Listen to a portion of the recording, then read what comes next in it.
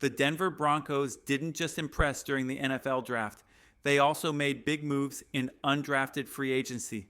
While it's easy to overlook undrafted players, remember legends like James Harrison, Kurt Warner, Antonio Gates, Rod Smith, Chris Harris Jr., and Shaquille Barrett all entered the league the same way. Even Philip Lindsay, a fan favorite, came through Denver's undrafted pipeline. This team has a strong history of finding hidden gems, and this year might be no different. Today, we'll break down 3 undrafted players who have a real shot not only to make it through training camp, but also to earn a spot on the final 53-man roster. As of now, the Broncos have signed 15 undrafted free agents. According to reports, several of them were projected to be drafted in the 6th or 7th rounds. That's a sign of real value. First up, Jarrett Davis from North Carolina Central University. Standing about 6 feet 4 inches with cleats on, Davis matches Courtland Sutton's size. He clocked an impressive 4.36 second 40-yard dash at his school pro day. Even at the official HBCU combine, he posted a strong 4.4 second time. That's blazing speed for a player of his height, the kind of athletic profile that teams dream about. Davis has reliable hands but needs improvement on contested catches. Still, expect him to make an immediate impact as a gunner on special teams. Imagine a 6'4" athlete sprinting at you with 4.4 speed. It's a problem for any returner. Pairing Davis's special teams potential with the Broncos' new Aussie punter, known for incredible hang times, could give Denver a major edge in field position battles. As a receiver, Davis is raw. Right now, he mostly runs one route, the go route. It's similar to what Marvin Mims and Xavier Worthy were known for early in their careers. But like Mims, Davis has the tools to eventually master the full route tree.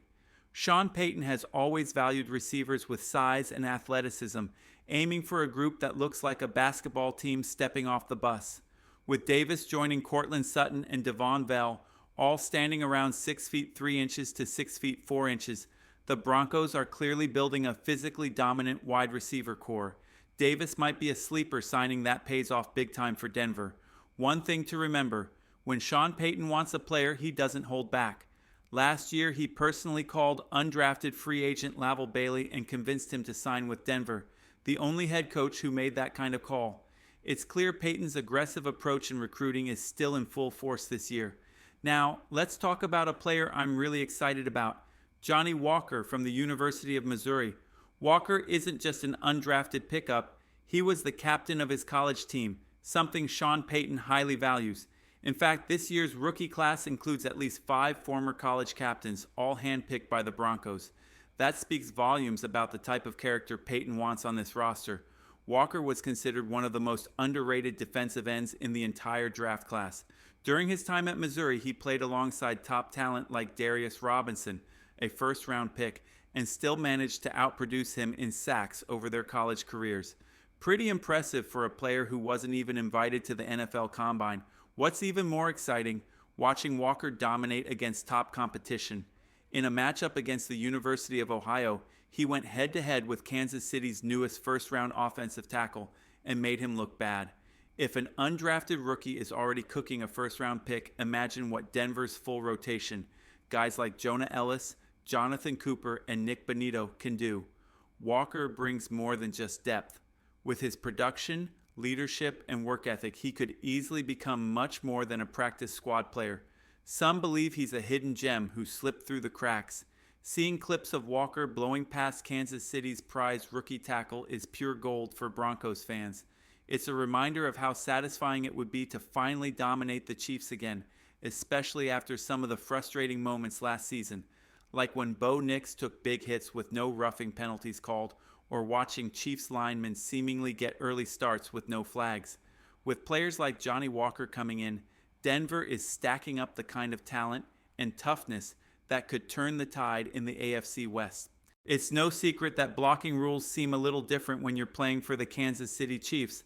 But let's stay focused, because next up is another major steal for the Denver Broncos in undrafted free agency, Jer'Juan Newton. It might look like Guan, but it's pronounced Jer'Juan Newton, and he's the all-time leader in receptions and receiving yards at the University of Toledo. A three-time All-MAC performer, Newton brings serious production to Denver's wide receiver room. Sean Payton is clearly building a diverse group of receivers. You've got the big-bodied guys who look like they could start for an NBA team, and then you've got the smaller, shifty slot receivers, and that's where Newton fits perfectly. Newton earned the nickname Rocket Man during his college days. Even though his official 40-yard dash time at his pro day was around 4.6 seconds, his game speed looks much faster on film. He's a smooth route runner who consistently finds ways to get open, and he plays with a ton of heart.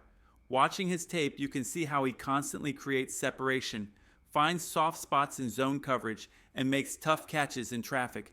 His one-handed grab over the middle stands out. Real toughness and concentration. Newton also proved himself against solid competition. He had strong games against teams like Iowa, Illinois, and Pitt, schools that regularly send talent to the NFL. This isn't just a player putting up numbers against weak opponents. He's performed against real defenses. Last season alone, Newton scored 11 touchdowns and showed the kind of playmaking ability that could be a major asset in Denver's offense. Bo Nix is going to love having a reliable, sure-handed target like him underneath. Whether Newton cracks the final 53-man roster or starts on the practice squad, history shows the Broncos aren't afraid to develop undrafted players into major contributors.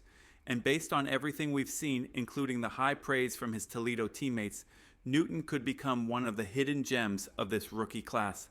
There was a bit of panic recently when a report surfaced suggesting Dre Greenlaw would miss the entire season due to a torn quad.